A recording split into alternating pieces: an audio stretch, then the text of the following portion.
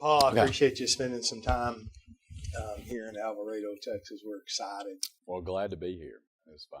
And so I want to get your thoughts on just some not random topics. They're very specifically random topics. All right. Sounds good. The average, you're a PhD economist, Birmingham-Southern, your students. I'm going to turn this off. What's your perspective? What have you found? People's general understanding of money and economics. General understanding. Well, frankly, money is probably one of those topics that most people really don't understand. I mean, we'd all like to have more of it and to be able to buy more things, but it is one of those topics that I think is fundamental. It's key to really having a good understanding of economics. And the whole topic of economics can be greatly confused, I think, by having a misunderstanding about money. And so it's one of those key features when I'm teaching is to try to really go through what money is, its history, how trade expanded and developed over time, and then why it is that governmental authorities like to try to control the money. So they confuse the meaning of words, definition of words on purpose, and even change. Yeah, try to change that. Well, there's some, now some people get it right. People don't read comic strips anymore, I don't guess, because they don't take a Sunday paper. But I remember when we did, one of my favorites was The Wizard of Id. And the writer of that comic strip had a great keen insight into money, I think. One of his Sunday comics went like this. The king was looking out on the balcony over his subjects, and the peasants are yelling up, "What are you going to do about inflation?" And the king yelled out, "Print more money." And Rodney was standing behind him, and he goes, "Sire, sire." King goes, "What do you want?" He said, "Well, we can't do that." And the king says, "Well, why?" He says, "Well, we don't have any more gold to back it up."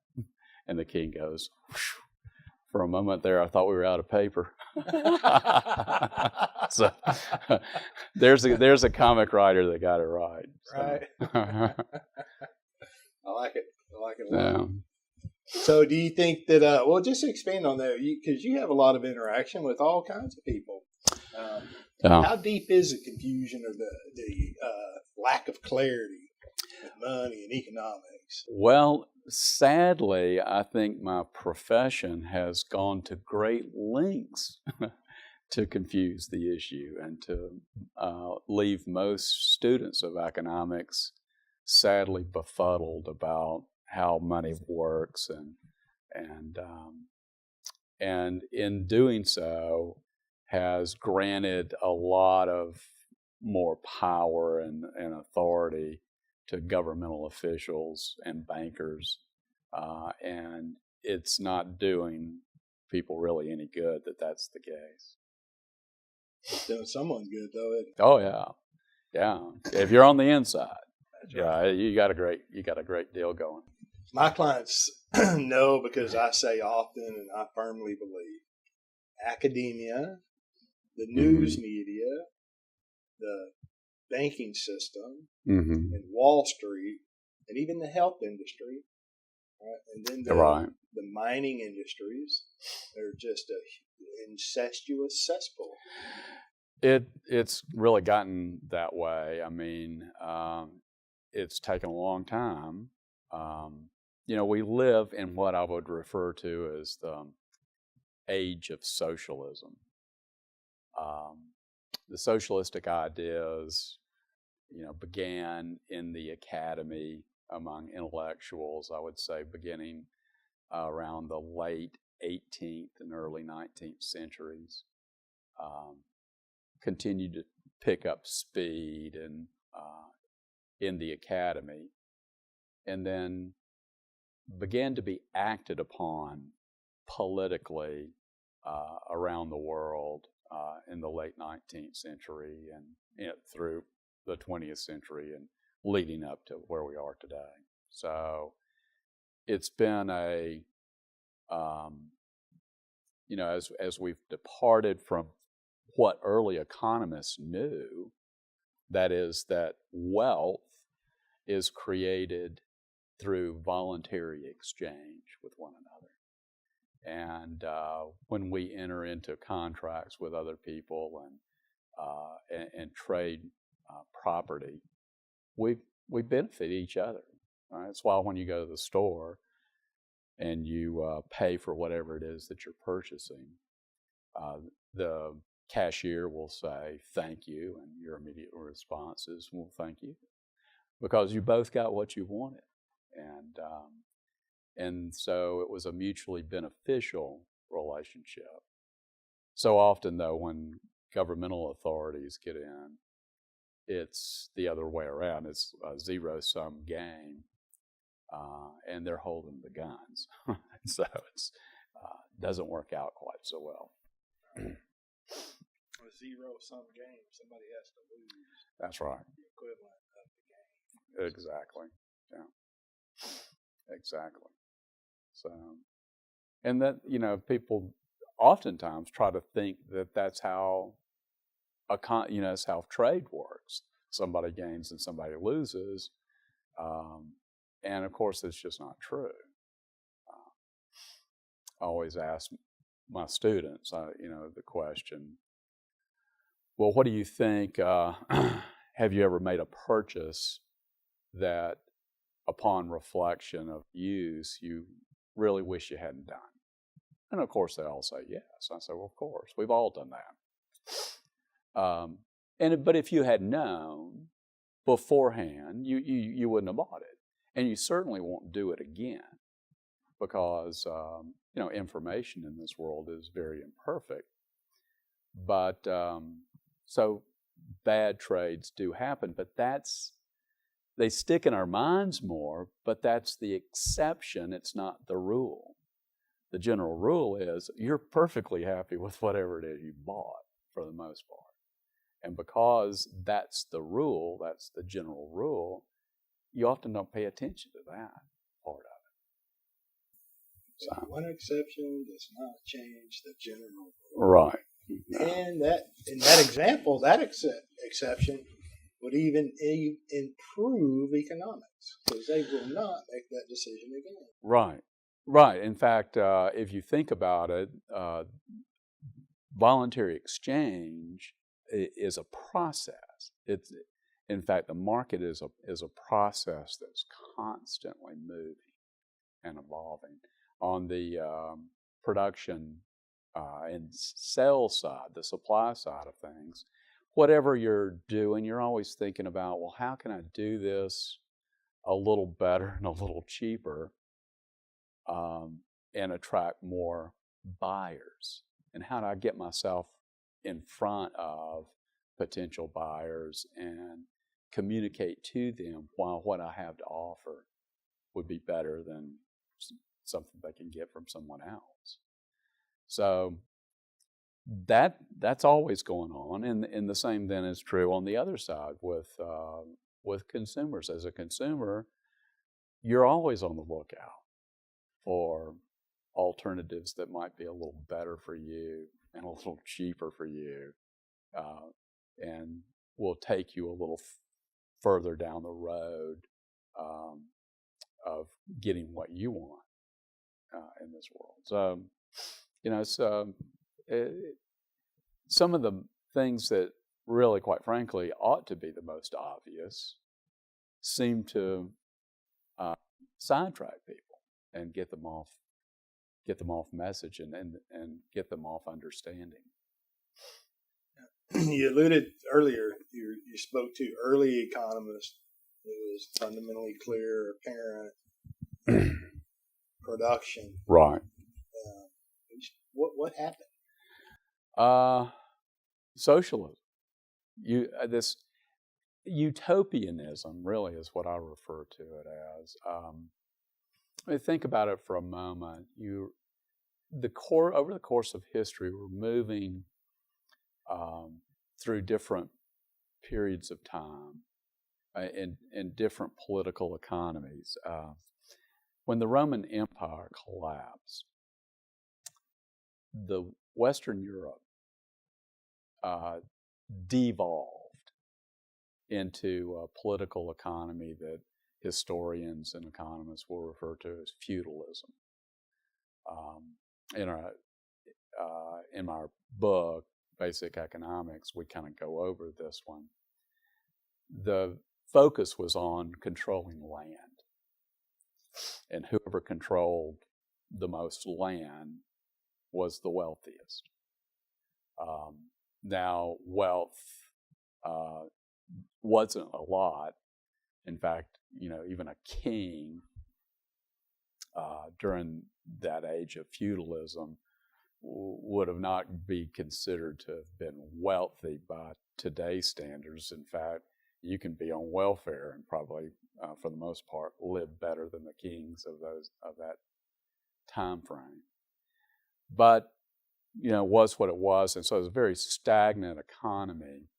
And there were three classes of people: the nobility, and they're always fighting amongst one another over who's going to control what land. And it was hierarchical, so the king would have had the greatest land holdings, and then he would contract, if you will, down with his vassal servants who would manage different pieces of property for him, and they likewise would recruit underlings below them who they would parcel up land and let others manage for them. And of course, all taxes then are kind of funneling up that hierarchy. And at the lowest level of servanthood was the serf. And the serf at the bottom was somewhere between a tenant farmer and a slave. A tenant farmer in the fact that you worked the land for and could keep what you produced after taxation going up, but you couldn't leave. You were attached to the land. You just couldn't head out. And in fact, for the most part, the chances of getting very far out in this world weren't too great, so you didn't have a whole lot of incentive to necessarily venture out. There was very little trade.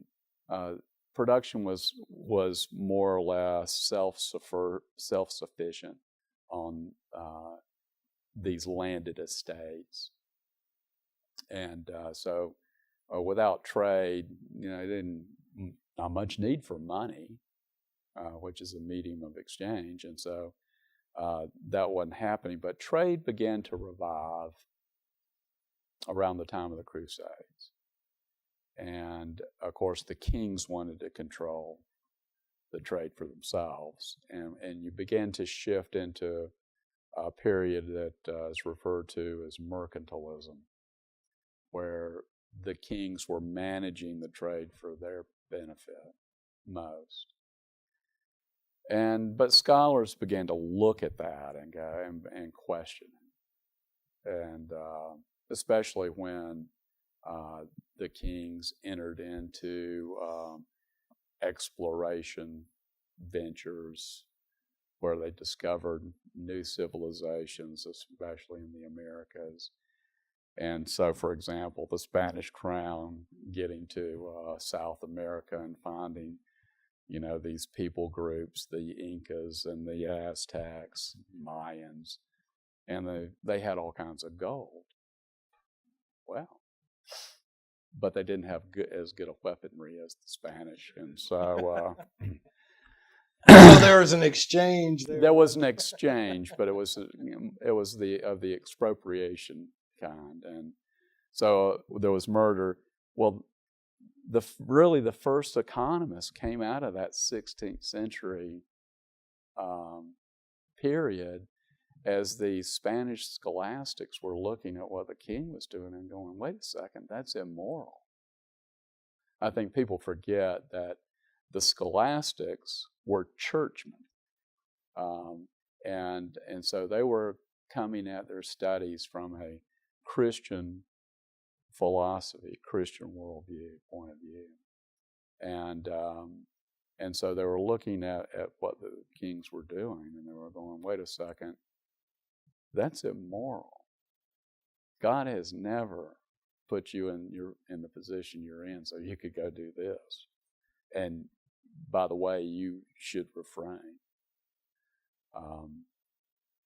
One scholastic went so far as to argue for tyrannicide as being justifiable. Juan de Mariana wrote up that essay, and he said, if it would not be immoral to kill the king if the king's acting like a tyrant. That's pretty aggressive because under the theory of absolutism, the king ruled by divine right, and it was your duty, good citizen, just to knuckle under and do whatever he says. And so Mariana's going, no, that's not quite right. That the king is subject to law. He's not above the law. And he's not above God's law. That God's law hems him in as well. Interestingly, that idea had a lot of profound effect, especially upon the founders of the United States. I don't know if you've ever noticed the state flag of Virginia, but it's got a blue background, and then in the center there's a picture. There's a circle, and there's a picture. It's got a woman standing over, and she's just run through the king with a spear, and his crown is fallen off his head, and the Latin on it is something to the effect of "Thus always to tyrants." So during that period, kings didn't live as good as most people today. Right. I mean, you can kind of get this. In fact, a lot of times we come down hard on Hollywood for various things, but the movie Braveheart was actually, pretty accurate there. I mean, the king of England, he's in his castle. Well, they made it of stone, and the reason they made them of stone is so that you couldn't burn them down, and to keep people out. But there's that great scene where the king is confronting his homosexual son, who's there with his lover, and the son's lover kind of intervenes with the king, and the king tosses him right out the window. And of course, there was no window. It was just an opening. And well, there's no glass. You couldn't have. They didn't have that things like that. Now, even at the level of the king, maybe having a tapestry or a few things like that was possible, but indoor plumbing, no, not so much. Things that we take for granted, seasonings for your food, no, not so much. Maybe salt, but having spices to cook with, no, not so much. Those things come when trade can be engaged in on a wide-scale basis. And so, many things that we just take for granted Wouldn't even, wouldn't even be thought of as a possibility. Wouldn't that make a supporting argument for Keynesianism and inflation? Just kick the can down the road. We'll pay him net never. We'll be dead by then. Well, that's what that's what government officials want to do, as they manipulate economies to make themselves wealthy. But it's a lie. It's basically a lie, and once again, it's this. Keynes' arguments are a few half-truths wrapped in all sorts of just utter nonsense. I mean, for example, Keynes argued that there was,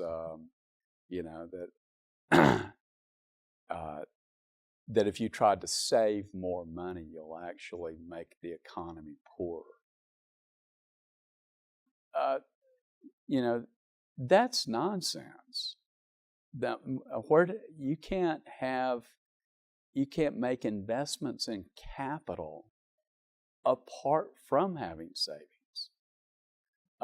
Savings are fundamental.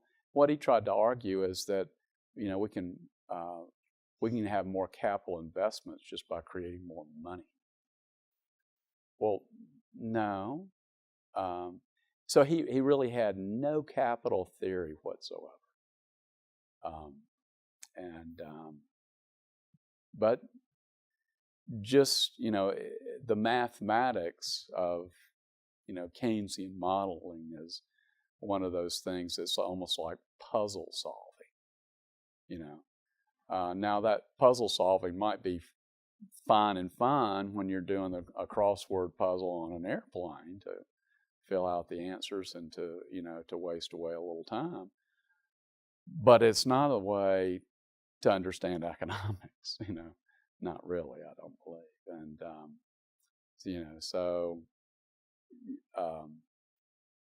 he took an accounting identity and tried to turn it into a theory.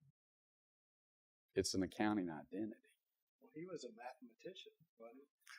No, not really. In fact, he only ever had one class, a graduate class in economics. He actually did most of his work as with government. He wasn't even a mathematician. No. Well, that's who benefits the most with his theory. So. Well, I mean, the general theory was there was not really any math in it, and it really wasn't written very well. And if you would like, you pick up a copy and try to read it. Probably not, but it would. You read through it, and for some reason, a lot of times people think that when something doesn't make any sense and it's written by someone who's supposedly very bright, that that's got to be something good in there. And so we'll spend a lot of time. Now, the thing that I think people were enthusiastic about Keynes' general theory was it gave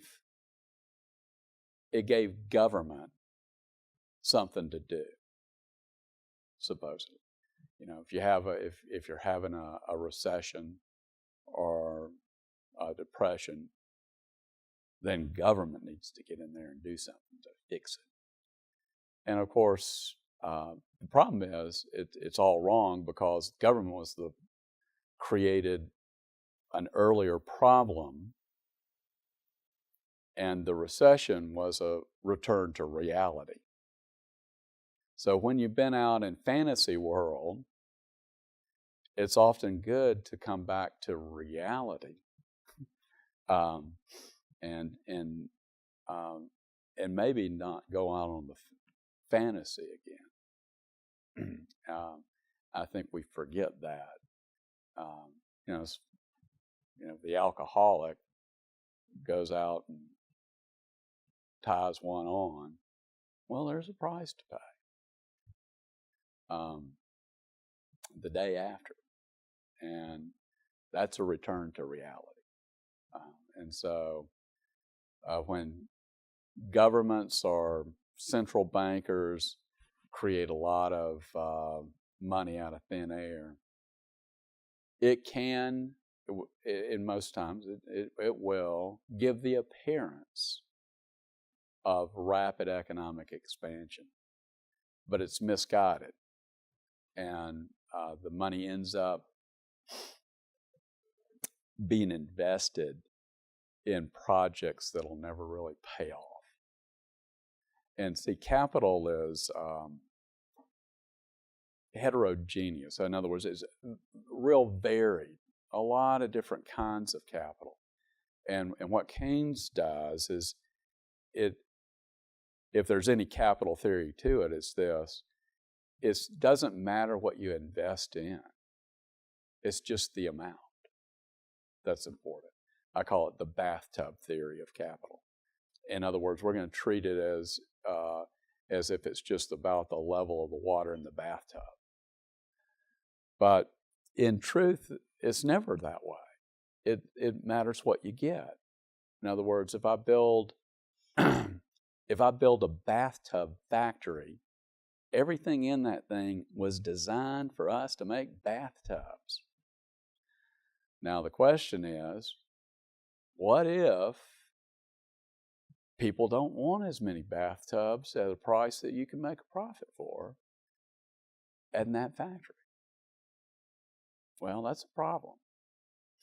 And so if that's the case, if we got the capacity to make more bathtubs and anybody cares about having bathtubs, the only question is, can you do something else in that thing? I mean, can we utilize the tools and the equipment in that to make something else that people do want? Well, sometimes yes, and sometimes maybe no. So that's the issue. And so what happens in a generalized economic boom where they're printing up lots of money is we have a lot of bad capital decisions that are made. And when reality hits, then the question is, well, now what? And you'll typically see the easy credit leading to a run-up in stock prices, well beyond their underlying economic fundamentals. Doesn't always happen that way. It didn't happen that way as we went into the 2008 crisis to some degree, but there, most of the easy money went into real estate. I heard Peter Schiff say that, if you're out in California during the real estate bubble, if you lost your job, you just go out and buy another house. Because people are treating their homes like they're piggy banks. Well, don't real estate prices always go up? Yeah. And so if I need to make $100,000 this year, well, let me just go buy a 3-bedroom condo. Hold it for a year and sell it at the end of the year for another $100,000. But, as he pointed out so well in his lectures, the truth was, you knew it couldn't last because rental rates, the rates at which you could rent property, would never justify the prices. And so in these situations, you can always, if you're paying attention and you're doing your research, you can see that wait a second, that price doesn't make any sense if I look at the underlying economic value to the property. And in fact, you could really well see it. So. Do you see any of that going on today, either in the stock market or real estate? Oh yeah,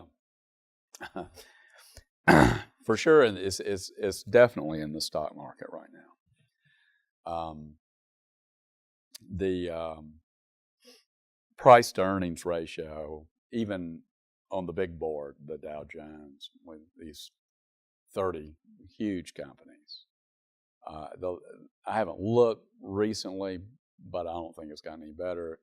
It was running around 25 range on average. In other words, people are paying $25 for $1 worth of earnings. 25 to 30. And that makes no sense. Most fundamental financial analysts will tell you that those PEs, really ought to be in the range of 10 to 15. So, well, I can do the math. If we have a drop down in price that much, you're talking about, well, that's almost half. So just using round numbers. Yeah. Just rounding off here. And in smaller companies, and their stocks is even worse. The Russell 2000, the last time I looked, the average PE was 65. So that makes no sense whatsoever. And so what's been happening is the Federal Reserve has tried to keep interest rates at virtual short-term rates of like 1%. That what has happened is people are trying to flee. They're trying to find some return somewhere if you're going to save. So everything in the Keynesian world is set up to try to penalize savers. Well, I got news for you. If you're not saving anything, you're not getting wealthier. In fact,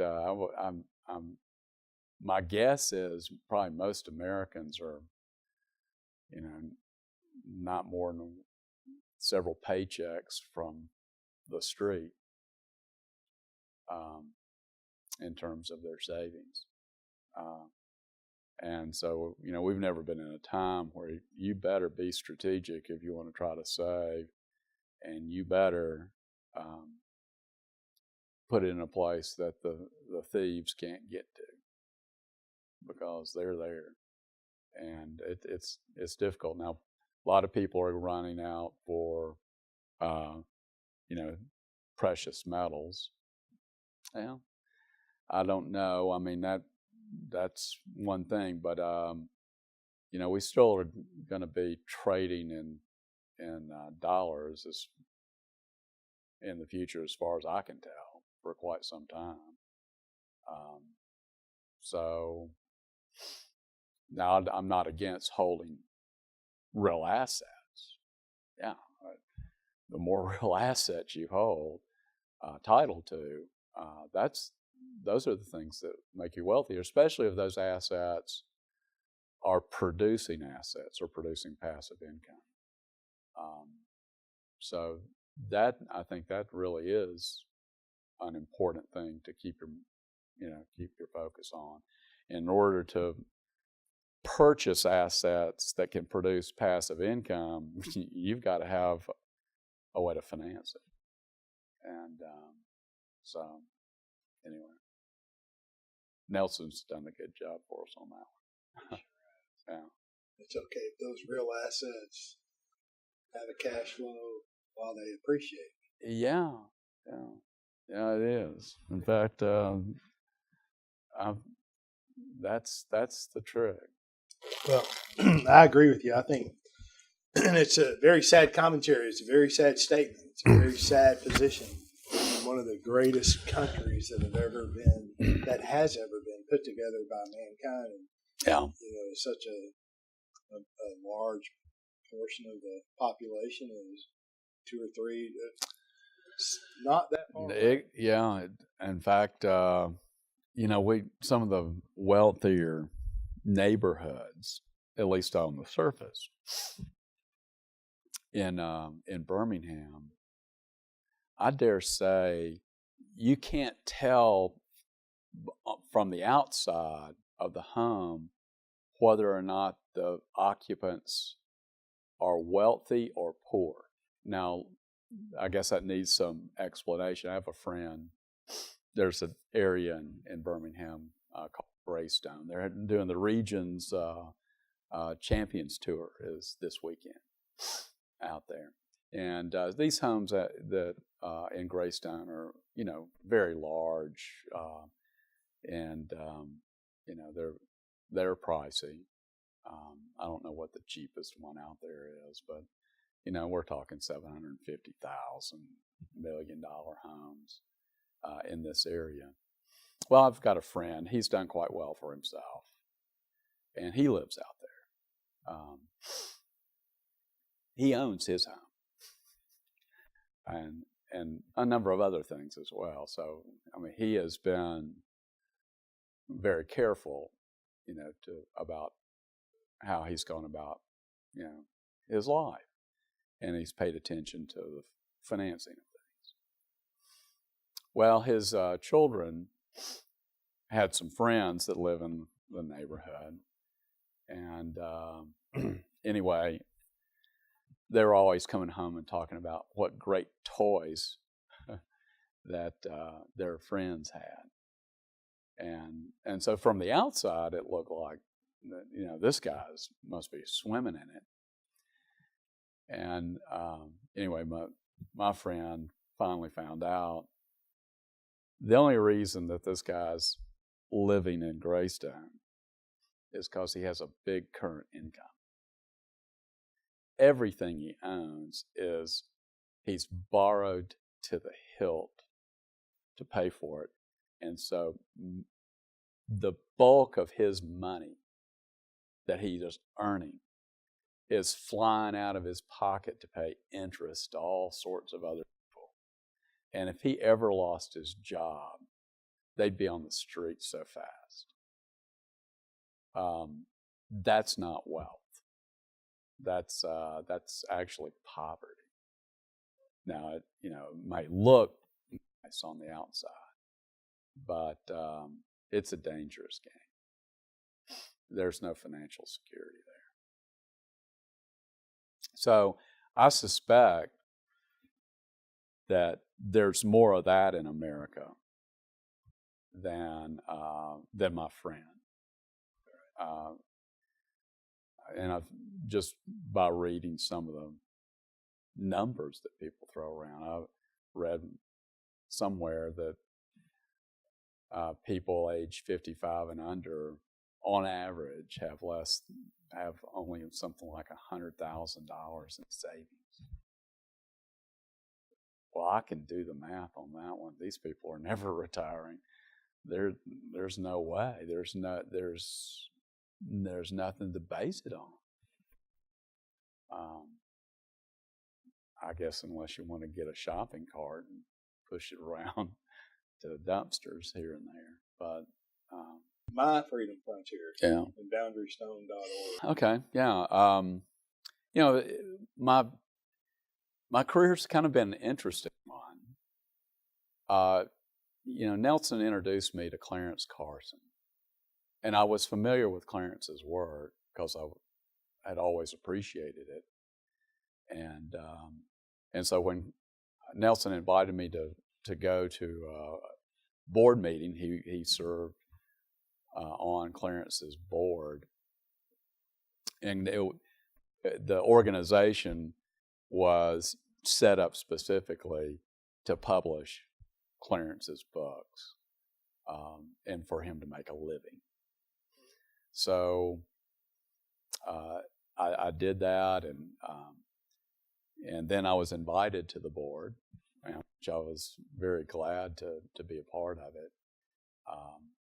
And then Clarence recruited me because he'd always wanted to do a Western civilization text. And so I got recruited to work on that. Well, I wasn't, I'm not a historian by training, but I thought, well, gosh, I'll learn a lot. I'll do it under, his tutelage, and that'll be great. So I started the project, and about the time I was finishing everything, we had really gone through it. We were kind of ready, and I thought we would go through American Textbook Committee and publish it that way. But I met with Clarence, and he said, "Well, Paul, I think you need to get another publisher." I'm like, "Whoa, I've invested quite a bit of time on this thing," and now Clarence wasn't putting me off. He wanted me to succeed with this thing, but there were a couple of reasons in hindsight. First, it was true that ATC had lost our biggest reseller, and so he was worried that we wouldn't do well with it, and I understood that. But the other thing that he was worried about as well, and I only kind of know about this one in hindsight, is his health was failing, and he didn't share that. So I was struggling with some things at Birmingham-Southern. Kind of the way I was going through life was depending upon that check from Birmingham-Southern. And that's the way most people kind of go through life. And the thought of becoming an entrepreneur, an educational entrepreneur, had really never hit me. And anyway, I was meeting with a gentleman to get some counsel on a number of things related to details going on in my life. And anyway, he said, I mentioned this one, and I was, concerned about it, worried about it. And he said, "Well, Paul, why don't you publish it?"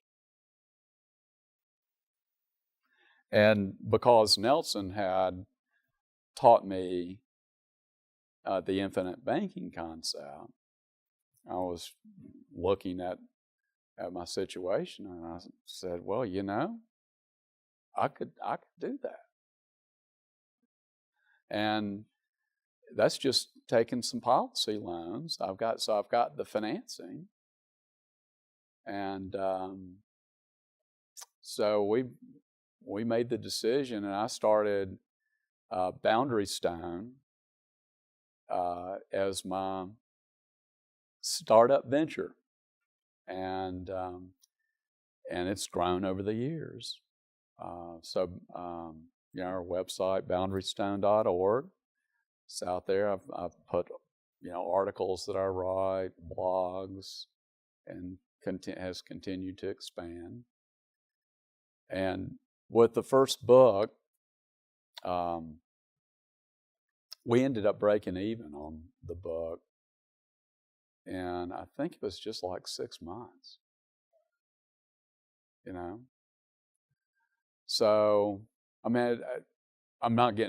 didn't get rich off of it, but I began to move into a direction where all of a sudden Boundary Stone as an educational services venture, which is, me just working and getting my stuff out to people's hands and trying to educate them on issues of history and economics, is picking up a little speed. And so I've just continued to do it as much as I can. I've kept my job with Birmingham-Southern, but I'm not as dependent on it. And one, just real quick, it made all the difference in the world a few years back.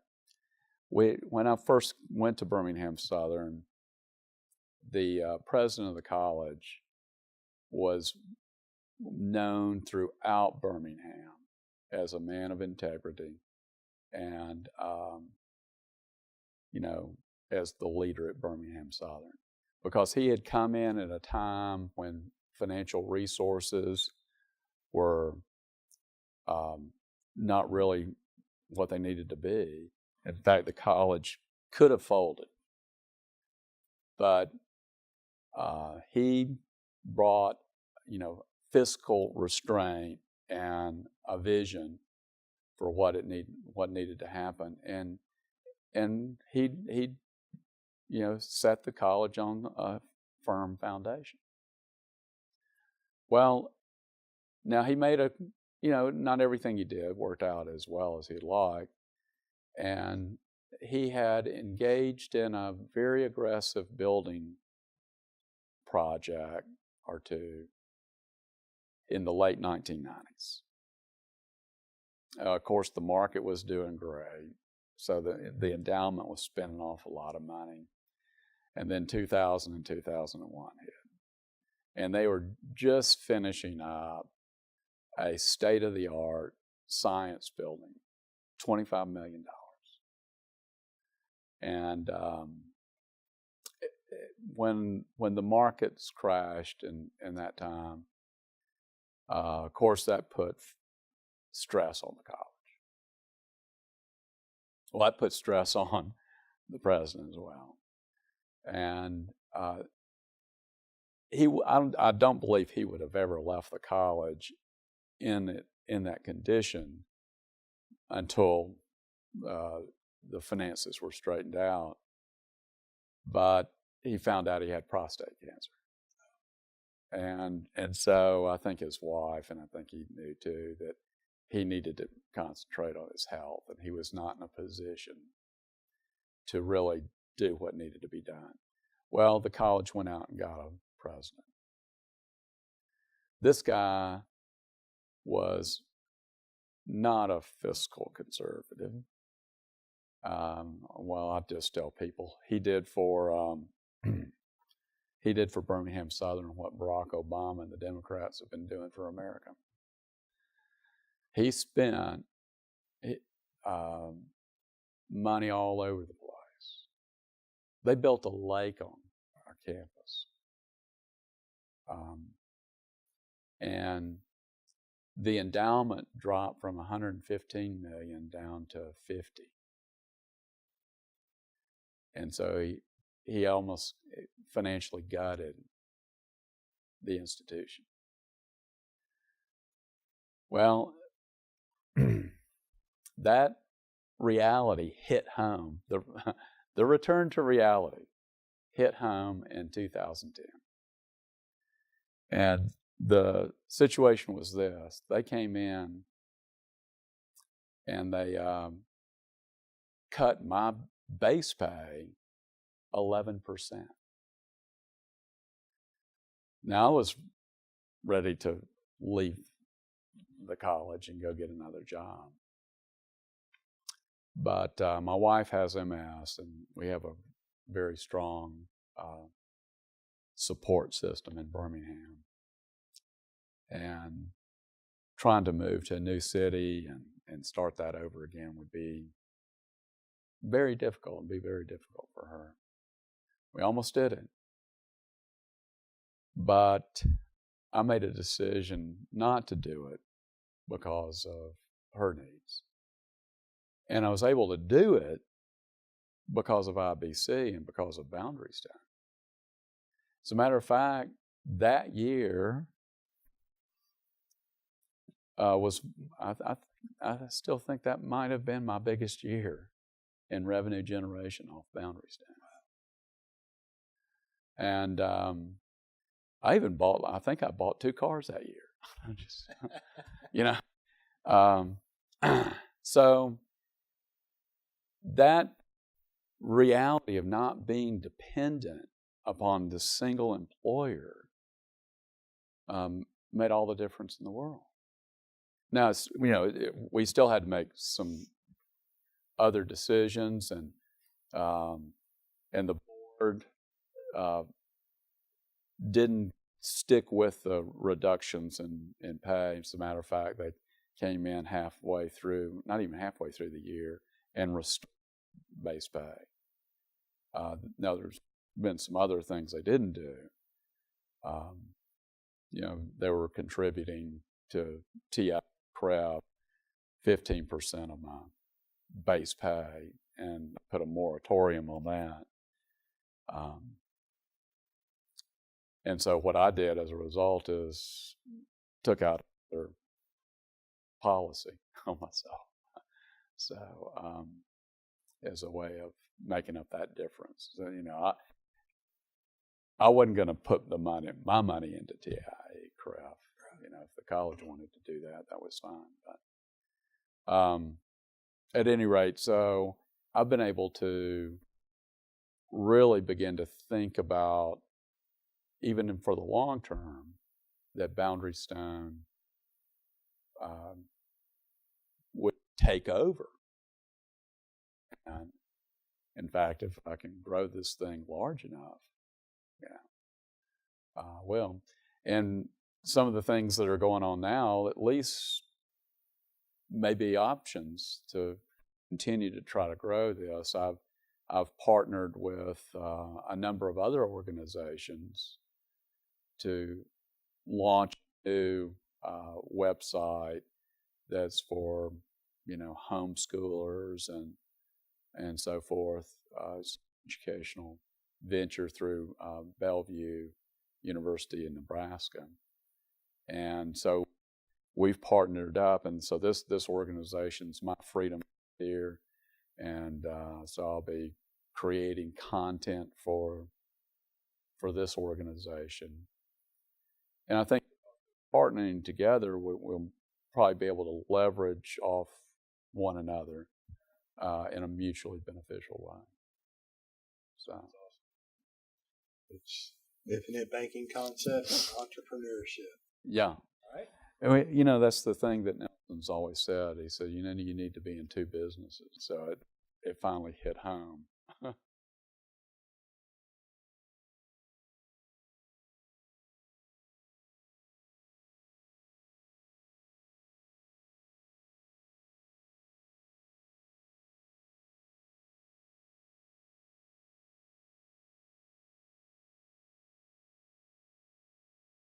Thanks for watching. If you enjoyed the video, leave a like, and if you think it was helpful, share it with a friend.